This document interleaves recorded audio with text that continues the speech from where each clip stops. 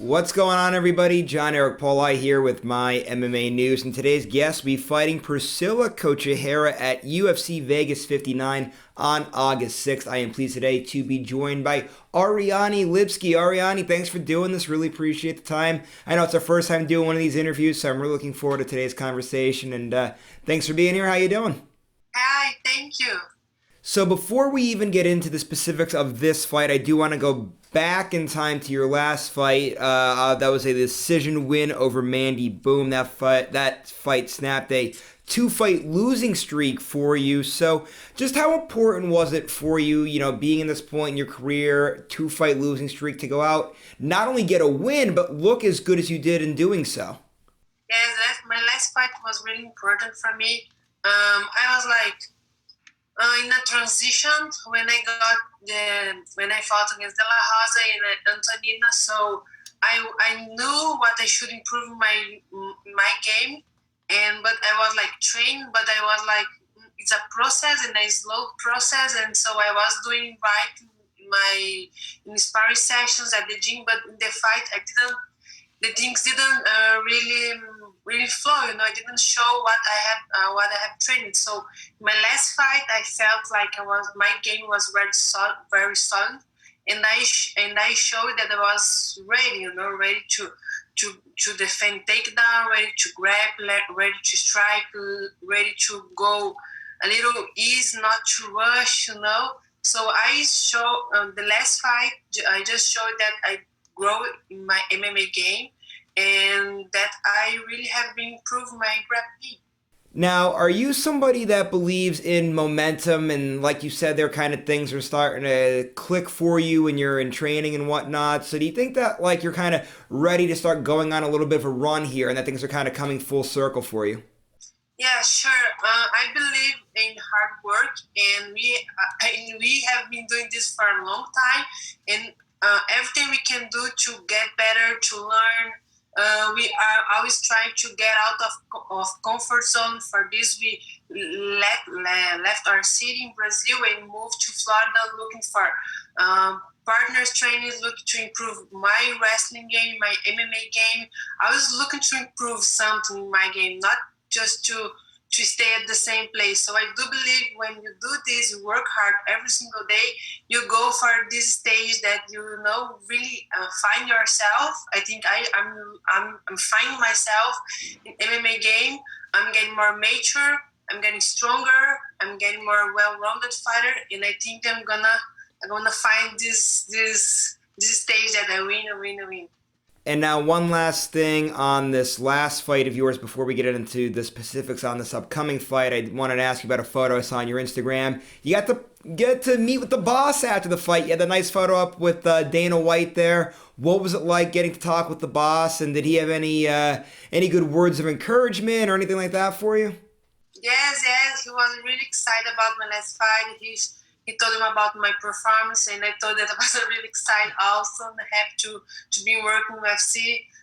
It's always nice that it's a pleasure to meet him, talk with him. So it's always a good energy. And when your boss say, "Oh, you're doing good," we say, "Okay, we are in the right way." So now let's get into the specifics on this fight. You're in camp right now, down at American Top Team there. So just how is training camp going as you put the final touches on it before this fight? Also been training hard, working hard, improving, learning every single day. No is training, only like really pushing hard, and I feel great. I feel like I said, step by step, better, 100% better every day. And I want to ask you some American Top Teams while we're on the topic of training camp here. I know you said you kind of moved to Florida to train an American Top Team from Brazil about a year and a half ago. What was that decision like, and how'd you kind of pick American Top Team, and what led you to going to South Florida there to train an American Top Team? So me and my head coach Renato, we've been working together for almost 10 years now. We've all we did, all the work, all the training we did, it was in Brazil, but we already tried to move to US before, but we didn't find a place that we really felt like this is our home, And here in Florida, we really felt this. We really liked all the weather, nice place to live, nice people, and we were looking for partners training also wrestlers to improve my grappling. And at the American Top Team, there's so many grapplers and so many good grapplers coaches. So we thought, okay, that's the place. So also my coach can train because there's so many partners trying to him also. So it's the place that we felt that would make me grow, and it's been awesome training at the best gym in the world with the great coach taking care of my career. I feel really confident about this. Yeah, so like you were saying, right, American Top Team, obviously it's one of the best gyms in the world, a lot of the best coaches in the world, a lot of the best training partners in the world. I did want to, just out of curiosity, or ask you, is there any training partner that maybe stands out to you that you really enjoy getting working in the gym, or some that you like to stand there and watch them practice and kind of pick their brain as to what they're doing whenever they're fighting? It's hard because all the class we always switch in our partners training to try to not stay only about one game. Always like I told you, get out of the comfort zone. So now there's so many girls there training at the gym. So I haven't trained with one specific partner training for this training camp, and always in the like when we change or when we have a new fight, we switch our partners, our sparring partners. So there's no one specific. I like everyone I've been trained there, and I feel like they are making me a better fighter. And now I want to ask you about your opponent in Priscila here. Just what have you seen out of her as an opponent as you've been preparing for? What are you expecting out of her on fight night? And what's it going to take to get a win over her? So this fight, I'm really excited about this fight. This would be an exciting fight for me. This can be the best fight of the night because we both have similar styles. We are aggressive. We are striker. We like the short distance, and this makes me excited to train to improve my game. Also, I'm not really focused on how the fight's gonna end.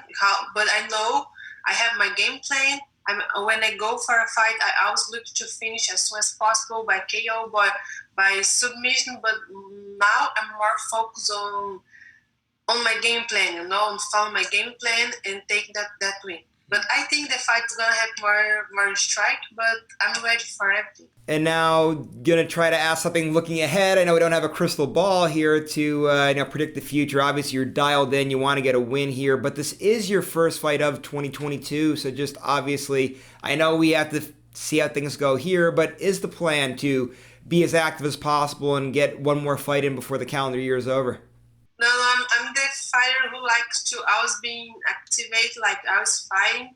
But I hope I can fight one more time this year. But we have to see how the fight's gonna happen. My next fight's gonna happen. But who really decide if I'm gonna fight or not?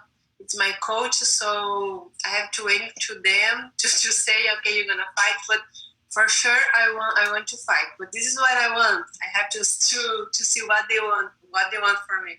So now we're going to shift gears outside the octagon now. So we know that you're Brazilian. You talked about growing up there and then moving here to the United States. But you do have Polish roots in you. And when I was looking for some information to talk about with you here before the interview, I came across something that I read that I thought was kind of cool and maybe could share some insight for everybody. Your grandfather, right, grew up in Poland, moved to Brazil, kind of things going on with the war and everything. What's the backstory? How'd your grandfather end up moving from Poland to Brazil? Yeah, so south of Brazil, there's a lot of Polish and also Ukrainian people that they came from war. They went from war to Brazil, and they just started a new life there. And so the family from my father, they are Polish. So I didn't really have the contact with my grandpa because he died when I was like 7 years old. So I couldn't talk to him and ask him about all the stories about my family, all the details. But I know he spoke Polish, so a little words Polish, but I couldn't learn with him. So, in the most fun thing was that my first professional fight, my first international fight was in Poland. So I could go for a country for where my fans came from, and they didn't have the opportunity to go there, and I went there, I know there, and I became a champion there. So I have a nice relationship with Polish, and also I have a lot of Polish fans there.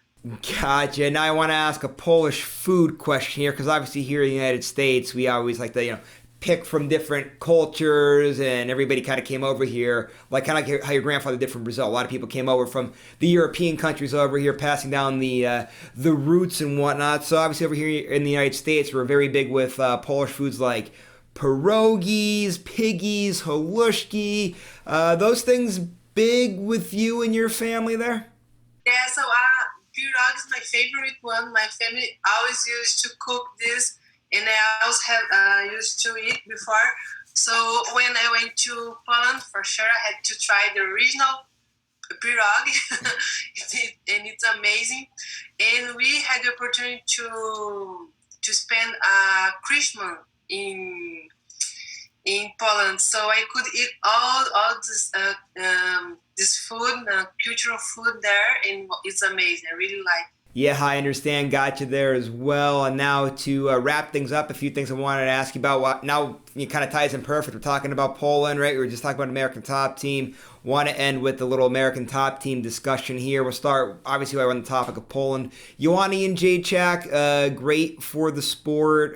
Great teammate down there at American Top Team. Obviously, she just retired not too long ago there, earlier in June there. So, yeah, I just want to get your thoughts on her and her legacy and what she's meant to the sport and what it was like calling her a teammate. Yes, before I meet her, I always man, she's the best, you know. I always watching her and being inspiring, watching her fights. So when I could go to the gym and meet her personally, because when I started training American Top Team, she was in Poland. So I just met her for this training camp when she back to train in Florida, so I could meet her and talk with her. She's a really nice person, so I was really support her for this fight. I saw how hard she trained, but I'm like, she did everything, you know. She did everything for MMA, for the fight. She gave it all. She fought. She enjoyed. So I just wish the best for her, you know. Sometimes maybe it's time for we feel, you know, we feel when it's time to retire. She want to have a baby, you know, enjoy her family. Fight life is not all about fight and training camp. We just dedicate all our time for being a fighter, like what we eat, how many hours we sleep, for where we go. Everything we do is thinking of, is about being a fighter, you know. So she's been doing this for 20 years. Like it's a lot, you know. She did everything. So I'm a big fan of her, and I hope I can see her in Poland maybe. And now back to the Brazilian roots here, still American Top Team. Well, now she's not training at American Top Team, but was there for quite a while. Fellow Brazilian Amanda Nunes fighting Juliana Pena this weekend, actually. Big rematch coming up there. Your thoughts on that matchup and what it was like getting to call her a teammate for a little while? Yes. When I started training at American Top Team, she was like very nice with me. She helped me. We trained a little bit together. Nina is still training there, so she's still training with me there also, and I feel like she gonna get this win. She gonna get this belt again for sure. I'm supporting her, and I see she's health. I saw what happened in the last training camp. She was with injury. I know she wasn't 100%. I saw that, you know. But we fighters always want to fight, you know. Always want to fight. Doesn't care if we have an injury. No, we always think, okay, I'm gonna go there and everything's gonna do right. But sometimes it doesn't. So we must learn. So I think she learned it. Now she's healthy, she's strong, and I think she's gonna get that win. And now the last thing that I need to ask you about before we wrap things up, I see it in the background there, the Kobe Bryant photo there. Kobe, I'm in Pennsylvania, so my brother's actually going to college right kind of where Kobe grew up and went to high school. I'm in northeastern Pennsylvania. One of the local teams here actually handed Kobe Bryant his last Pennsylvania high school loss before he went on to go to the NBA and do that great career there with the Lakers. So a lot of people here in Pennsylvania have those Lakers and Kobe Bryant connections. What is it that made you a big fan of Kobe that you had that poster up there in the background? Yes, yes. Renato, my head coach, and also my husband, she liked, sorry, he likes Kobe Bryant. He wrote the book and he tried to pass all the lessons he learned. And for me to practice in my career, also I know a little bit. I'm a big fan, but not like a huge fan. No, I know I like him. I try to learn his lessons, and that's it. We have to get inspired for people who achieve that goal that we want to.